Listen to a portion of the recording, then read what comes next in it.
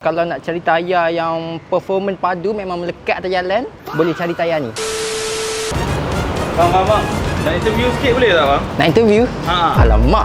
Boleh. Abang pakai tayar apa ni?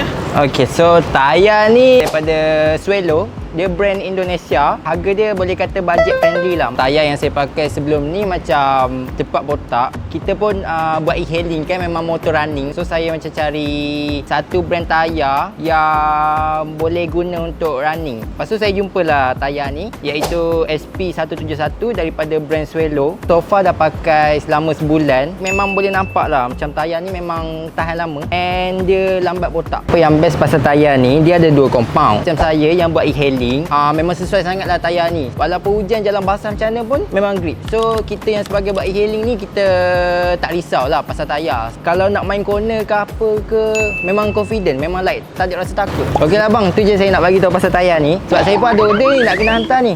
So saya pergi dulu bang. Aduh. Alright.